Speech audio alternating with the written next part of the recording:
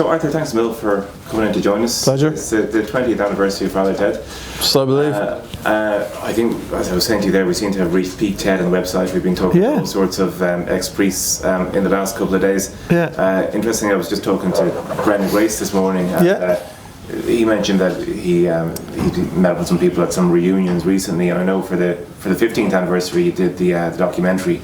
Yes, that's right. Yourself and Graham went back to the West. Yeah. Is there anything formal, anything planned for the 20th anniversary, or is it? No, not at all. I mean, it's. I'm surprised that there's been quite a lot of stuff about it. So no, there was nothing. See, even when I think of it, I always date from the first day of filming, which would have been November. It was November '94, so that's how I dated from like 20 years ago. But the broadcast didn't seem to be as important to me. But obviously, that's when people saw it first. So yeah. Certainly circled in our calendar.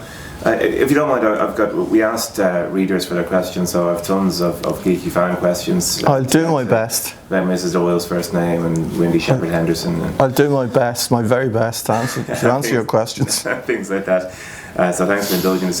Before we get to them, I'd like to go kind of right back to the start of Father Ted, and just to kind of the early inspirations. And I watched that documentary again last night, and I understand that kind of most of the priestly stuff, the idea about kind of groups of priests sitting around and playing cards and doing normal everyday guy stuff would have come from your experience. You had a relative who was a priest. Well, I had two uncles who were priests.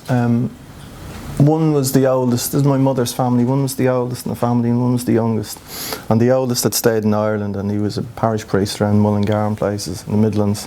And the youngest priest, Uncle Tom, went off to England, and he ended up in Handsworth in Birmingham. But they were very different. Uncle Paddy, the oldest one, was a bit stern, and Uncle Tom was very, I was very fond of him. But they were both very different. Like Uncle Paddy, I've told this story many times before, but I found myself at home in the house with Uncle Paddy once, just me and him in the living room watching, of all things, Prince live in concert was on TV, and we just looked at it in silence, and he eventually said, "What the hell would be going on in his mind?" I had no real answer to that. And Uncle Tom, who I was very fond of, he died a few years ago, but he said Mass in a car once with me and my sister, which was just brilliant. Because he was flying in from Birmingham and going off to Wexford, and I was about to fly off to London, or I'd flown in from London. So there was the occasion of my mother's anniversary Mass. So the only place he could do it was, he suggested in the car in the airport. So myself and my sister sat in the car as he said Mass in the car. And he got us all his stuff out the back, all the chalice and all the stuff, and it was in a shoebox in the back of the car. And then he said that we were in the back seats and he was in the driver's seat, and he just said Mass, and we were looking at him in the mirror. So that was a very memorable occasion. But people wouldn't believe that if you told them. No, and how does that even work practically? I mean, it works very well. Is there chalice work involved? Yeah. He got the chalice out of the back. It was in the shoebox with all the sacraments and all that. And he used to drive and... No, he wasn't driving. No, sorry. No, I stress he wasn't driving. We were just in the car park. Okay. It would have been obviously even better if he was driving, saying Mass. Yeah. But no, that was a step too far. That's fantastic. And you did a Ted character in stand-up. Yeah, well, I did. I was in a band called the Joshua Trio with Paul Woodfull and his brother Kieran. And just before we go on, I did a Father Ted character who introduced the band. But I didn't do it very much. I probably did it 2 or 3 times, maybe 4. But that's where the character came from. To the Ted character, as we know. Yeah, he was. He was that kind of well-meaning. The line I remember was when I was talking to the audience, I'd say, "If there's anyone at the back you can't see, say hello to them, because they're from St. Dimna's School for the Blind in Navan." So that was a joke, I remember. And then, that was just the character. And then eventually, years later, we just thought of that character. And it was I suppose a mock documentary series where you appeared. Excellent research. Absolutely. I did watch an entire half-hour documentary. Excellent research. He was one of 6 characters. Yeah. And then over the conversations with Jeffrey Perkins. That's right, in Hat Trick, yes. Into a sitcom. How did that progression take place? Well, we had this 4 kind of mock documentary things which were a bit fashionable at the time, and which I really kind of gone off a lot, that mock documentary style. But Hat Trick, the production company we sent to, and Jeffrey Perkins there, who was a very well known producer, he just done Harry and Paul's show, I think, and he was just about to do the Fast Show. And he said, no, just like make it into a sitcom, and then like if people like it, it can run for a few series, So it's just got extra legs if you do that format. So that's what we did, and we introduced. I mean, there were other very simple characters like Dougal, who's the stock stupid character, and they're like a family as well. And Jack is the old priest. He's like the granddad. Ted's like the father. Dougal's like the child, and Mrs. Doyle is like the mother. So that's how that came about. And in terms of sitcom, there's actually so much life in it. I was watching an episode last night, and it's, the actors aren't quite corpsing, but you can see the kind of the joy in their eyes as the line is delivered, and you almost can't really imagine that working in a mock documentary series. No, not at all. It's very different. It's in the studio. Well, it's like the location stuff's obviously it was done in Clare, and then all the stuff inside the house and various other things were done in London. So it's done with a live audience. So that Dermot always came alive in front of a live audience. He was always interacting with them between scenes and that. And you did them a few times, like if you don't get them right. But you don't have much. I mean, those shows are only about 23, 24 minutes long. So the stuff you do in the studio, you only want to get about 15 minutes probably, really, So you're there for a couple of hours. But you only need to get 15 minutes worth of stuff. And it was all second or third takes?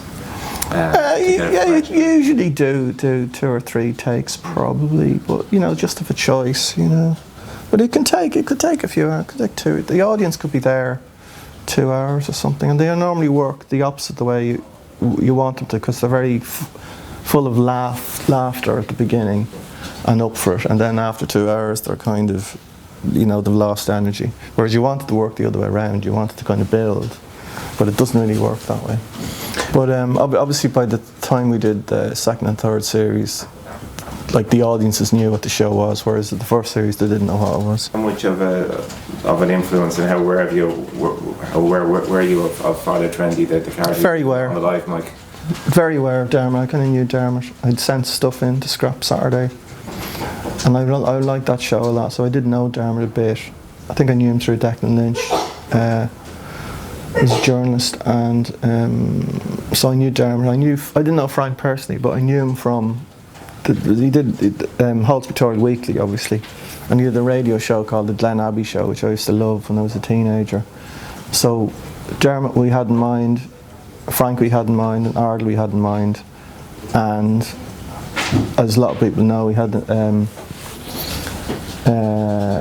another actress in mind for Mrs. Doyle, but Pauline came through the audition process, even though she was much too young to play the role. But it worked out well. Yeah, it's not that she's not even the age of Mrs. Doyle now, 20 years later. Mrs. Doyle is probably indeterminate age. She was of indeterminate age, yeah. So yeah, but anyway, she was obviously too young to play it 20 years ago. I was talking to Maurice O'Donoghue as well the other day, who played, as you know, Dick Byrne, and it was interesting. He made a point. He had a lot of very good insights about the show, but he made a point that he was watching the first episode he saw was the second episode with Father Stone, and he was watching it with his son, who I think was 10 or 11 at the time, and the son loved it, but he said he liked it as well, but he wasn't sure how it would go down in Ireland, in that he wasn't sure if people would get it. People might wonder, was it mocking us? Was that something you were aware of, or were you in London and kind of not aware of the reception in Ireland? No, we just wrote it. We wrote it to please ourselves. We didn't think in terms of marketing or what kind of people would look at it. I mean, it's fine. Like, no one would have cared. It was done by RTE or an Irish production company. No one would have cared. It was the fact that the English were seeing it. Yeah, exactly. Yeah, but it's if we'd done it in Ireland, it'd be exactly the same, except it'd be more esoteric. We would have more references to specific Irish things that only Irish people would know about. But It was certainly never made for an English audience at all, no. There was actually another point Morris made, which I thought quite interesting, was that he was in one scene. He was they were kind of joking around. The suggestion was he might go to the door with a copy of Bishop Eamon Casey's book, and I think he said it was Geoffrey Perkins shot it down and said no, that'll date it. Yeah, although or won't play in Birmingham. Although, yeah, that's true. But although we do have Ted reading the Forbidden Love, the Father Michael Cleary book. Yeah, and that stood the test of time. It did in this country, at least. And but I suppose the question is, what was there one eye on longevity? No, not at all. At the time, even when it came to the second series, because you must have been aware how successful it was at that point. Yeah, but what do you do from a writing point? You can't really embrace that idea from a writing point of view. Mm. Well, really. I suppose. Do you mean not have kind of current references? Exactly. Yeah, that's true. But then I don't think we did many anyway. I don't remember having current references and thinking we must take them out. You know, maybe we did, but I don't remember any. Yeah. But we didn't certainly have a lot. You just do these things. You don't know how they're ever going to go down. And you were saying when you're writing it, you know, it was just it was something you wanted to do, and it appealed to you. You were obviously aware though of the climate in Ireland it was being released into, in you know the Catholic Church. And did you? I suppose were you concerned at all, or did you think it would have an impact? Do you think it would provoke debate about the priesthood? There was, yeah, I suppose, yeah. I mean, we weren't used to people. You know, the priests were always treated with great reverence, and this was obviously a shambolic, somewhat irreverent look at them. But I was never in fear of getting my house burnt down or anything.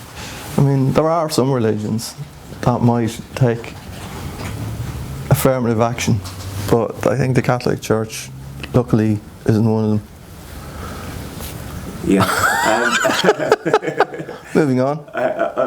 On the face of it, and I'll move on to fan questions in a second, but also it was interesting to Brendan Grace this morning, and he was talking about the influence for Father Fintan Stack, who was, he said, a Christian brother he had 50 years ago, who was a very dark character, and Jim Norton in the documentary was talking about how he based Bishop Len Brennan on a particularly nasty parish priest of his youth. So I mean, there was kind of a darker edge to him. He didn't have to look that far beneath the surface, it could be argued. I mean, I always found religion very terrifying and scary, and the whole idea of some supernatural being up in the sky in charge of everything and some way in communication with human beings is a terrifying idea. So, I think if it wasn't deliberately done with the political or sociological agenda, but I think if it did make people a little less scared of that kind of stuff, then I think it's kind of good, because Dermot didn't have a good experience with them. Jim Norton, you mentioned, a lot of people have bad experiences. I didn't particularly have bad experiences at school, but I find the concept of religion very scary, and it's very odd that there's so many, even in the 21st century, it's still so powerful, and still there's so many people who believe in supernaturalism. And funny enough, the three main characters in the show probably didn't have any faith in organised religion either. I don't know, maybe Ted, I don't know. No, they. I mean, this is my experience as well with which, I'm not saying it's true, but my perception was a lot of priests I'd see knocking around our house were very normal kind of people, and yet who were interested in horse racing and sherry and normal things, but at the same time they were the bridge between the supernatural world and the world of normal human beings. And it's very odd when you think about that, and quite can be used as, and a kind of an amusing idea. But the other thing about Ted as well was, which again I took from my uncles, was that the idea was that every priest in the world kind of knew each other in some way. And because my uncles would be talking about, and Father Short, that's a direct line I remember we used in Father Ted. Father Shortall. Father, how old would he be now? Would he be 80? And that was the classic kind of conversations I remember at home. Yeah. Did all know? But it was very handy from a sitcom point of view, the fact that every priest in the world knew each other. Yeah, that's actually something I wanted to ask you about. That's my own kind of fan question, was the names in that scene, and also the Father Todd Unctious episode. And I've noticed actually, and so I suspect it might come from you, because the names in Toast of London as well are particularly noteworthy. Even Steve Toast, it's a great name. How long do you spend sitting down and just thinking of a name and like writing down 10 names? Well, people don't bother with it in any kind of fiction, really. In comedy, well, you can do it in comedy fiction more, but it's kind of just to get things on. It's just on the edge of believability, really. But I mean, obviously, Windy Shepherd Henderson is. No, maybe it's just about believable, you know. Yeah. Not that there was 4 of them. Not that there was 4. It'd be unusual to 4 of them. Very unusual. But no, it's fun. It's fun to do that, and just most people don't really bother. You know, they don't. They just think of a character's name, just John something. But I think if you can play around, and then like I thought of some character for Toast recently called Ned Beatles. But then I came across someone who was actually called Ned Beatles as well, like Beatles as in the Beatles. Yeah. I just thought it was a brilliant name. But it was. Do you ever just pick up the phone book and go through it, or is it just a matter of? No, they just occur to you, and but it was fun to do, yeah.